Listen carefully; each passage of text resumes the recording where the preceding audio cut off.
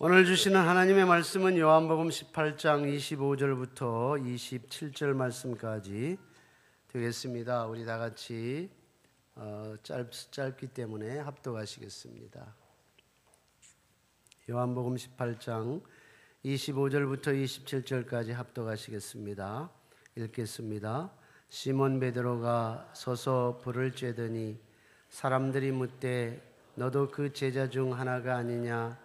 베드로가 부인하여 이르되 나는 아니라 하니 대제사장의 종 하나는 베드로에게 귀를 잘린 사람의 친척이라 이르되 내가 그 사람과 함께 동산에 있는 것을 내가 보지 아니하였느냐? 이에 베드로가 또 부인하니 곧 달기 울더라. 아멘. 제가 오늘 아침 4시에 일어나서 새벽 4시에 일어나서 기도하고 말씀을 정리하면서 준비하고 있었는데 한 6시쯤 되니까 카톡이 하나 들어왔어요. 제가 아는 모슬렘 선교를 위해서 애쓰는 선교단체의 대표였는데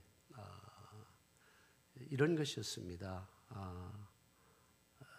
지금 IS 모슬렘 극단주의적인 단체, 과격단체가 계속 사람들을 납치하고 위협하고 살인하고 살해하고 무참히 처형하고 하는 것들을 우리가 영상을 통해서 가끔 보게 되고 지금도 진행 중에 있는 여러 건들이 있음을 우리가 압니다. 그런데 오늘 아침에 이것은 기도 요청이었어요. 크리스찬이 붙잡혔는데 그가 잘 석방이 될 수 있기를 기도해 주십시오. 이런 내용이었습니다. 여러분 아시죠? 비록 우리가 좀 미워하는 민족이긴 하지만 일본 고토겐지라는 사람이 IS에 납치가 돼갖고 국가적으로 협상을 돈을 줄 거냐 지금 못 주겠다고 하지만 죽이겠다 이렇게 위협하는 그런 상황인데 고토겐지를 위해서 그가 무사히 귀환될 수 있도록 기도해 주십시오. 이런 내용이었습니다. 크리스찬이더라고요. 그가. 크리스찬뿐만 아니라 이렇게 무참히 사람들이 죽어서는 안 될 거라고 생각이 됩니다. 참 이슬람 과격단체이지만 글쎄요 그들이 어떤 종교적 이론과 어떤 명분을 내세우더라도 이건 합리화될 수가 없습니다. 사람을 죽이고 무참히 돈과 바꾸자라고 요구하는 그들의 생태는 도저히 이해가 가지 않아요. 납득할 수가 없습니다. 그것은 합리화될 수가 없어요. 그건 악한 사람들입니다. 어쩌면 인간의 탈을 쓰고 할 수 없는 일을 하는 양의 탈을 쓰고 있는 이리와 같다라고 생각할 수 있습니다. 이 세상에는 이렇게 약탈하고 양을 잡아먹는 악한 이리떼 같은 인간들이 득실거려요. 너무너무 많습니다. 우리 주변에도 우리 사회에도 대한민국에도 너무너무 많아요. 성경은 인간이 그렇게 악한 존재, 양의 탈을 쓴 이리와 같은 존재라고 고발하는 장면들이 너무 많아요.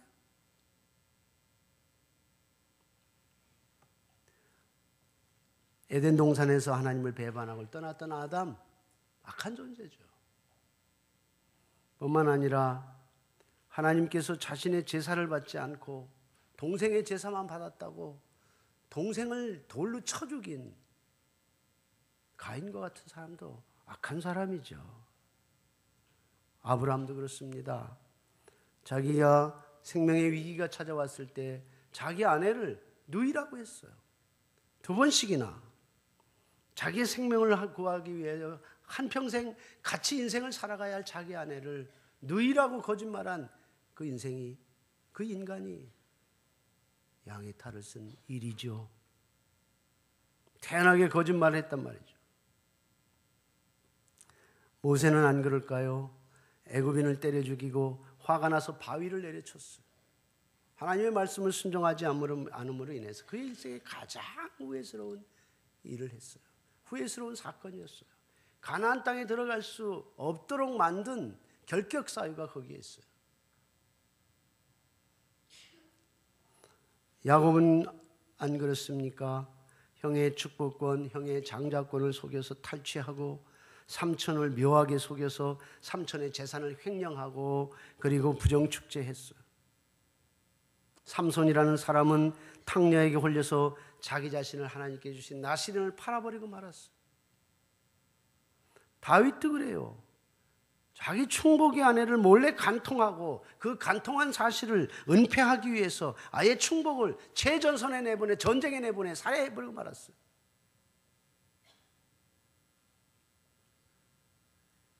신약성경을 13권 이상을 썼던 사도 바울도 마찬가지예요. 예수 믿는 자들을 돌로 쳐 죽이고 예수 믿는 사람이라면 쫓아다니면서 죽이도록 만들었던 사람이 사도 바울이에요. 악한 사람이었습니다. 이렇게 보면 성경에 나타난 출중한 인간들이 본래는 악한 인간이었다라는 것을 부인할 수 없어요. 인간은 본래 악한 존재예요. 선한 사람 아무도 없어요. 그래서 로마서 3장 10절에 의인은 없나니 하나도 없다 그랬어요. 의인은 없어요. 이 세상에 의인은 하나도 없습니다. 모두 악한 죄인들이에요. 아내를 사랑해서, 임신한 아내를 사랑해서 크림빵을 사가지고 오다가 횡단보도에서 치여 죽고 말았어요. 크림빵 남편을 치고 뺑소니한 사람과 다를 바가 없을 거라는 얘기예요. 누구도 고개를 들고 돌로 칠 사람이 없다는 것입니다. 그렇다고 해서 지금 뺑소니한 그 운전자를 옹호하거나 변호할 마음은 전혀 없어요. 하나님 보시기에 이 세상에 인간은 인간 같은 인간이 존재하지 않는다는 거예요. 양 같은 인간은 한 명도 없다는 것입니다. 하나님 보시기에 모든 인간이 한결같이 양을 잡아먹는 이리떼뿐만이라 이리떼만 득실거리고 있다는 거예요. 여러분들의 생각은 어떠십니까? 제 말에 동의를 하시는가요? 물론 동의하고 싶은 생각은 결코 없을 것입니다. 그러나 사실입니다. 그렇다면 오늘 이 자리에 있는 저와 여러분들은 어떻습니까? 우리는 여기서 희망이 없는 존재들이에요. 이 세상을 살아갈 희망이 없어요. 우리에게는 미래가 보장되지를 않아요. 그런데 우리에게는 새로운 희망이 있다는 거예요. 우리에게 희망을 가질 수 있도록 하셨다는 것입니다.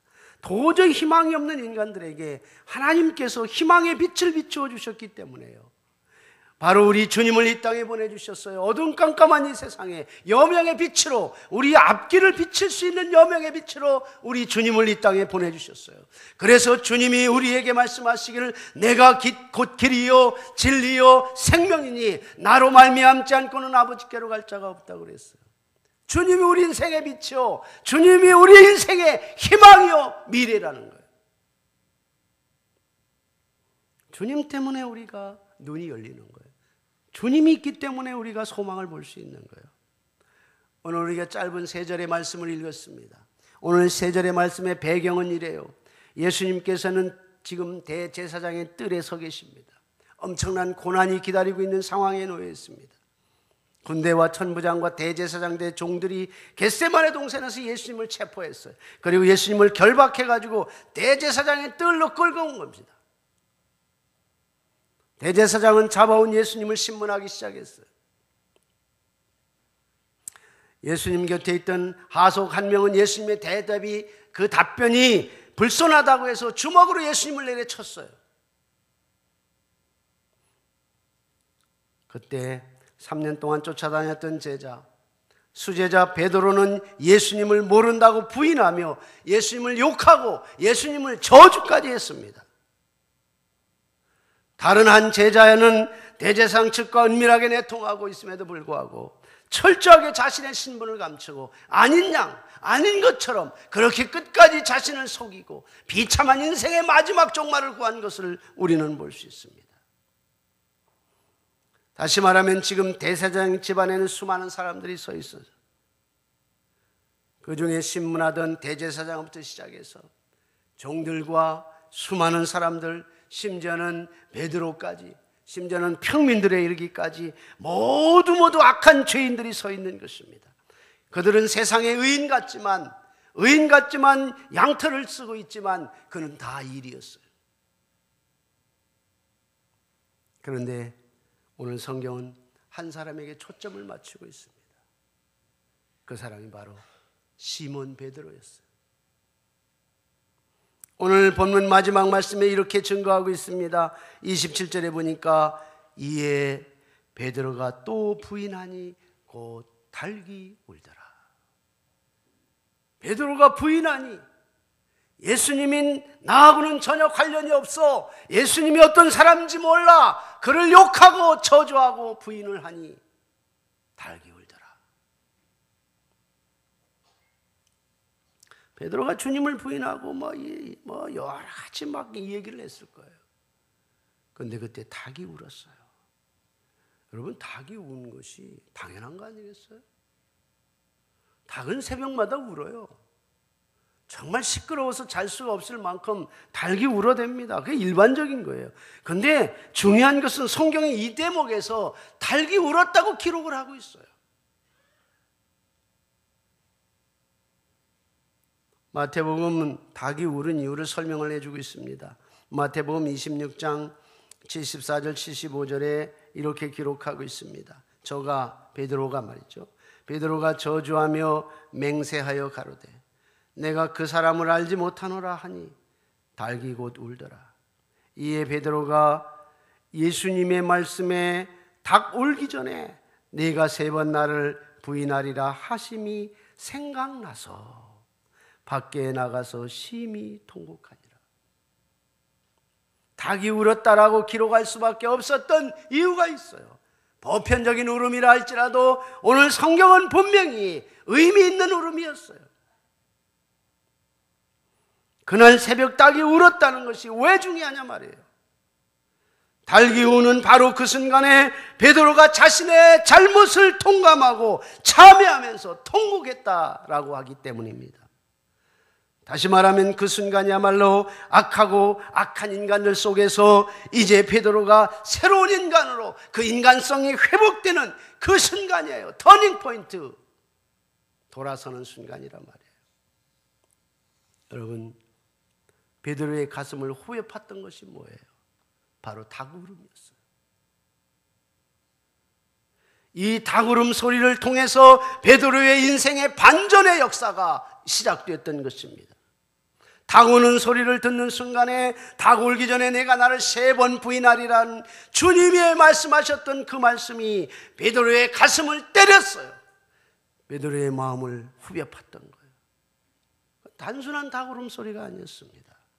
여러분, 베드로에게 그 울음은, 그 소리는 바로 주님의 음성이었어요. 주님의 말씀이었습니다. 다시 말해 주님의 말씀이 이리와 같던 베드로의 심령 속에 새로운 희망의 빛을 비춰주었고 타락한 죄악성이 새롭게 회복되는, 새로운 인간성으로 회복되는, 소성케 해주는 시간이었다는 거예요. 누가복음 22장 61절에 보면 닭 우는 바로 그 순간에 예수님과 베드로의 눈이 마주쳤다라고 증거하고 있습니다. 베드로는 대제사장 집들에서 신문을 당하고 계시는 예수님 곁에서 당신의 선생님, 아니 당신의 주님을 부인하고 욕하고 저주했단 말이에요. 근데 그 예수님이 그 소리를 다 듣고 계셨겠죠. 아이 나는 몰라, 나는 그를 저주할 뿐이야. 그 위기적 상황에 그 생명이 무서워서, 생명에 어떤 위기가 닥칠까 봐 그게 무서워서 예수님을 부인하고 저주했던, 적은 소리라 했겠어요. 그 강한 부정을 했던 그 소리를 주님이 다 듣고 계셨던 거예요.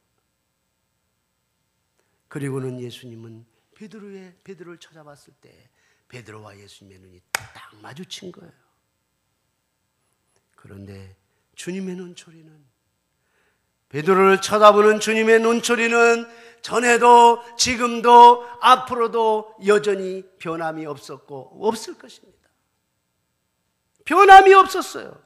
조금도 변함이 없었어요. 주님과 마주친 눈빛에는 여전히 따뜻한 사랑의 빛이었어요. 잔잔한 호수같이 용서의 눈빛과 그리고 넓은 가슴, 포근한 따뜻함으로 열어주신 그 포용의 눈초리, 바로 그것이었어요. 여러분, 얼마나 베드로의 심정이 얼마나 놀라웠겠어요.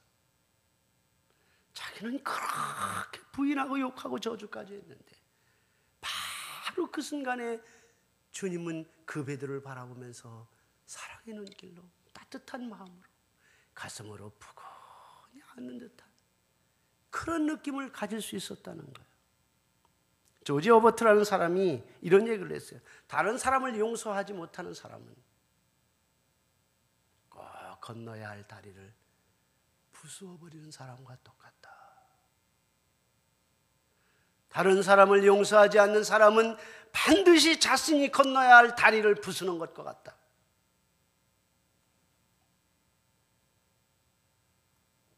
참 아름다운 사람에 대한 글귀가 있어서 적어봤습니다.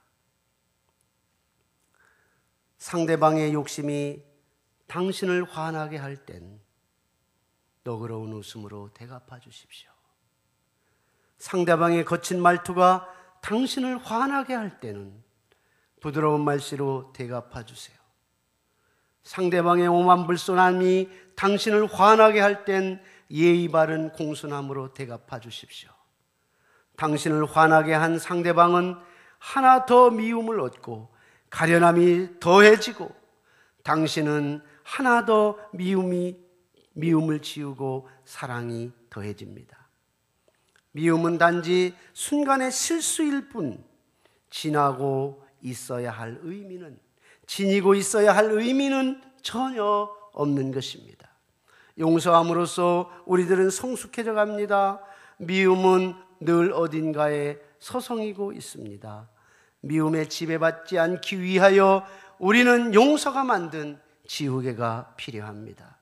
용서함으로써 지우개를 만든 당신 가슴속에 채워진 것들 중 만약 미움을 지운다면 그만큼 당신은 무엇을 채우시렵니까?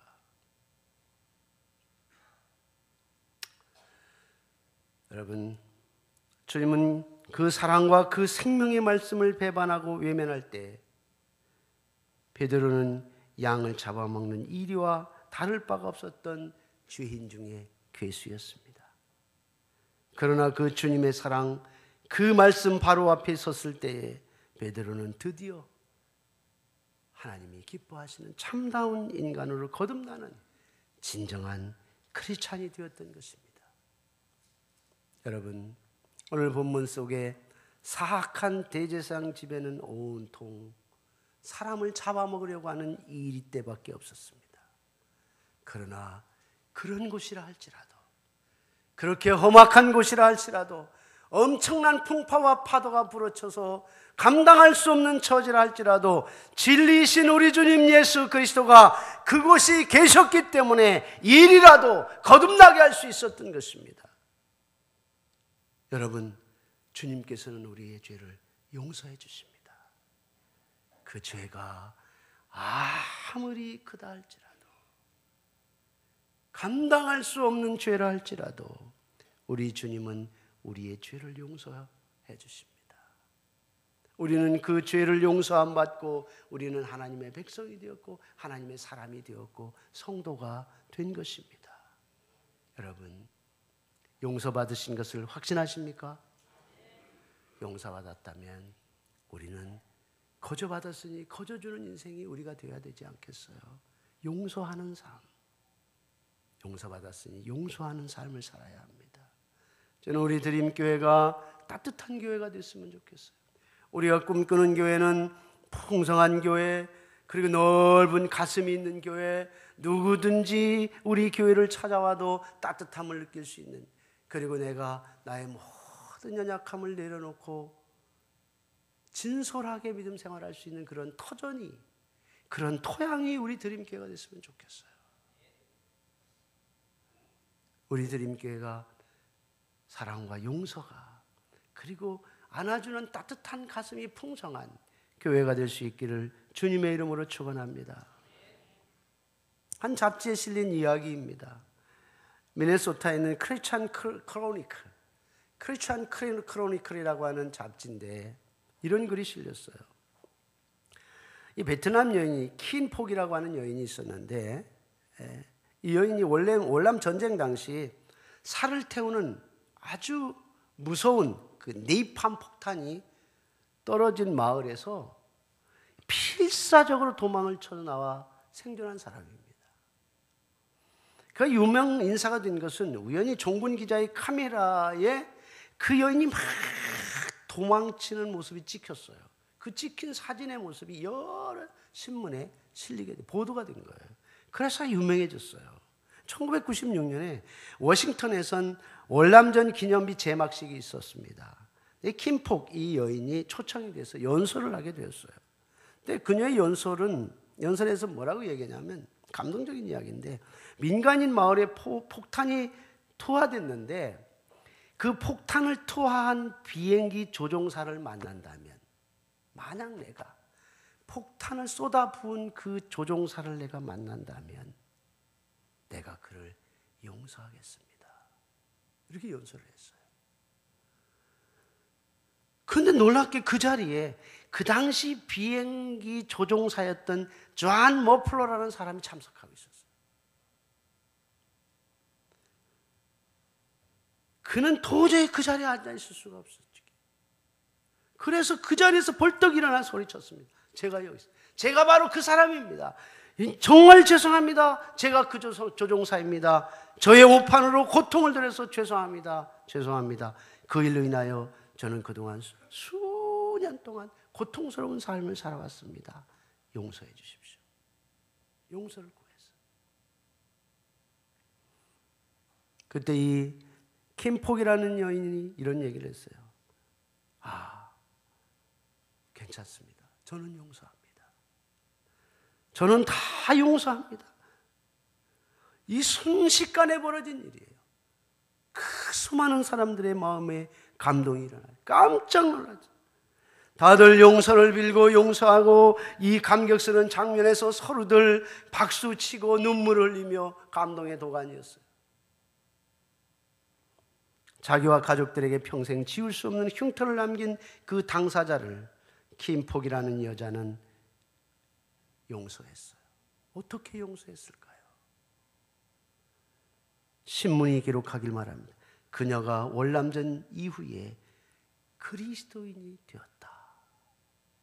그리스도인이 되었고, 비행기 조종사 존 머플러라는 사람도 역시 신실한 그리스도인이었다라고 기록을 했어요. 여러분, 이 땅의 소망은 어디에 있을까요? 소망의 근거는 어디에 있을까요? 그것은 주님께 있어요. 우리 주님께 있어요. 용서받은, 용서를 경험한 그리스도인들에게 있어요. 용서를 모르고 정죄하며 미워하며 시기하며 질투하며 증오를 갖고 살아가는 가운데는 희망이 없어요. 그러나 예수 그리스도 길이요 진리요 생명이신 그 예수 그리스도 안에서 새로운 인생이 시작되고 용서받음을 경험하고 그리고 용서할 수 있는 마음이 있다면 거기에는 희망이 있어요. 저는 이와 같이 주님의 사랑을 경험하고 주님의 용서를 경험하고 참 그리스도인으로 이 자리에 앉아있는 여러분들이 희망이라고 믿습니다. 주님의 생명이, 그 생명의 능력이 우리와 함께하고 있기 때문에 우리에게는 희망이 있어요. 새벽닭이 우니 베드로가 부인한 새벽닭이 울더라. 그는 나가서 가슴을 찢으며 심히 통곡했더라. 저는 새벽에 마지막 이 선교를 정리하면서 제 마음속에 전에 많이 불렀던 그 찬송가 가사가 마음이 떠올랐어요. 그런 겁니다. 갈릴리 바닷가에서 주님은 시몬에게 물으셨네. 사랑하는 시몬아, 넌 날 사랑하느냐? 오 주님, 당신만이 아십니다. 사마리아 우물가에서 주님은 여인에게 물으셨네. 사랑하는 여인아, 넌 날 사랑하느냐? 오 주님, 당신만이 아십니다.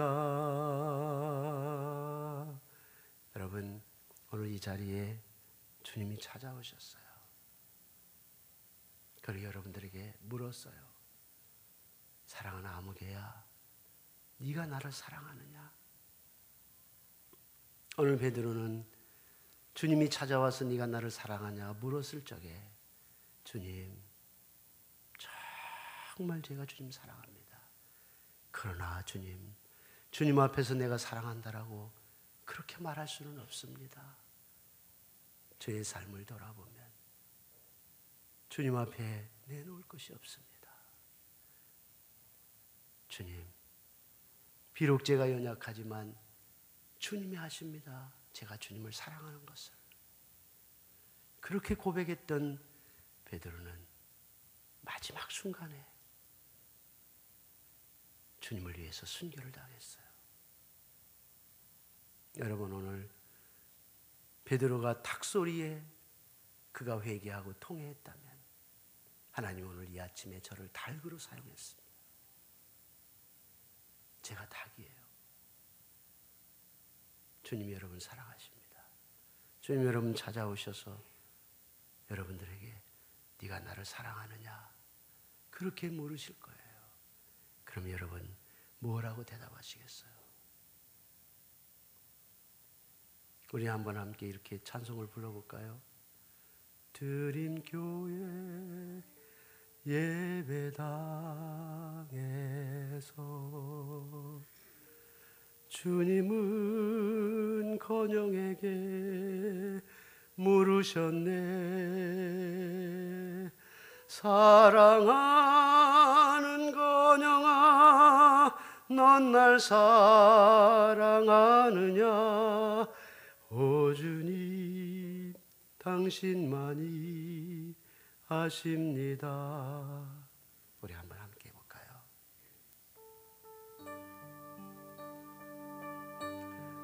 주님이 오늘 찾아오셨습니다. 그리고 사랑하냐고 물으십니다. 대답은 나의 몫입니다. 대답은 여러분들의 몫입니다. 자기 이름을 넣고 한번 함께 하시겠습니다. 드림교회 예배당에서 주님은 건영에게 물으셨네. 사랑하는 건영아, 넌 날 사랑하느냐? 오 주님, 당신만이 아십니다. 다시 한번 하겠습니다. 간절한 마음으로. 드림교회 예배당에서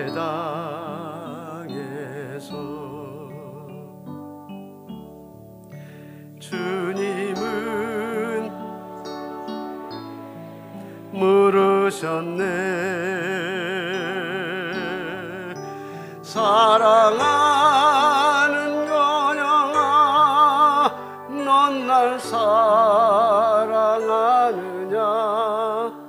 오 주님, 당신만이 아십니다. 오 주님 당신만이, 오 주님 당신만이 아십니다. 오 주님 당신만이 아십니다.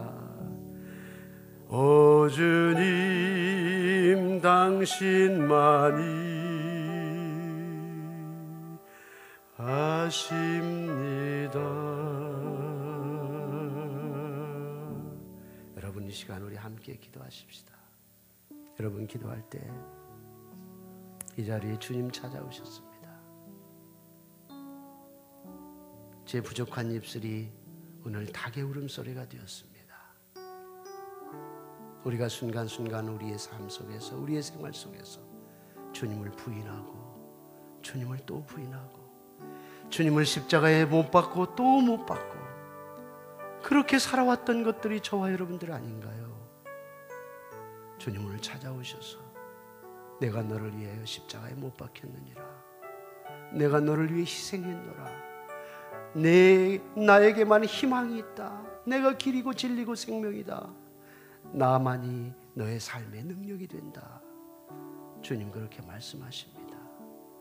주님만이 우리의 희망이요 우리의 삶의 능력입니다. 주님 오늘 무릎 앞에, 주님 내가 사랑합니다. 내가 행동이 서툴고 내 마음이 형편없지만, 그러나 내가 주님을 사랑하는 것만은 분명합니다. 하나님 용서해 주십시오.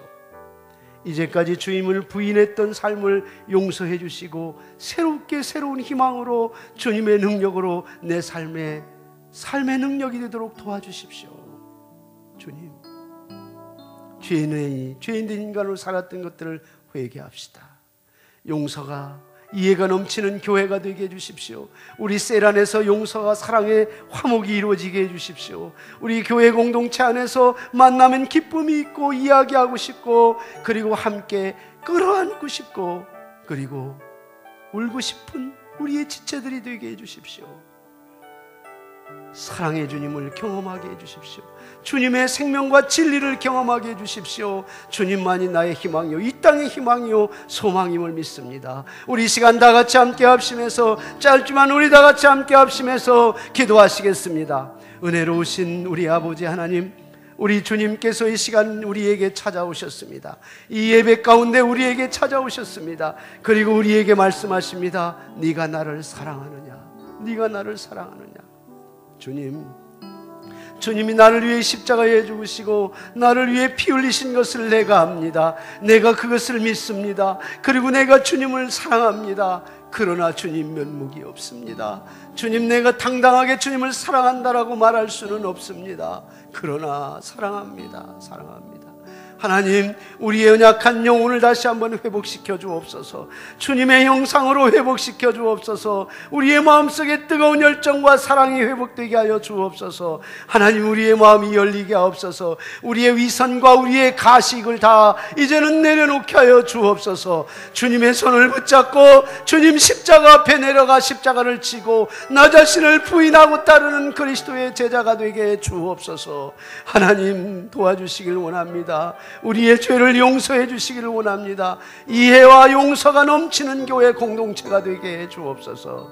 하나님, 우리의 언어 속에서 주님의 사랑을 발견하고 경험케 하여 주시옵소서. 하나님, 우리 주님만이 우리 인생의 가정의 희망이요 우리 교회의 희망이요 이 민족과 사회의 희망이요 소망임을 믿습니다. 하나님, 도와주옵소서.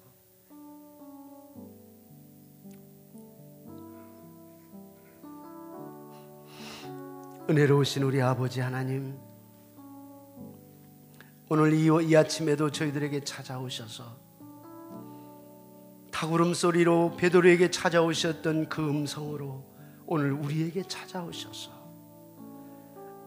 피폐해지고 아파하고 상처 많은 우리들 심령 속에 다시 한번 주님의 사랑을 회복하고 우리의 삶의 희망이 주님을 깨우쳐 주심을 인하여 진심으로 감사를 드립니다. 하나님, 우리의 이제까지 연약했던 순간순간 주님을 부인하고 살아왔던 우리의 죄악들을 용서해 주옵소서. 주님이 따뜻한 눈초리로 우리에게 바라보시고 우리의 심령에 찾아오셨사오니 하나님, 우리의 마음을 활짝 열고 주님을 모셔드리고 이제는 주님과 더불어 함께 걸어가는, 주님과 함께 내 인생을 만들어가는 복된 참 그리스도인들이 되게 하여 주시옵소서. 우리 드림교회가 따뜻하게 하시고 우리 드림교회가 더 풍성하게 하시고 우리 드림교회 안에 어떤 영혼들이 들어와도 다 녹아지고 회복되는 역사가 있게 하여 주시옵소서. 예수 그리스도의 이름으로 기도하옵나이다. 아멘.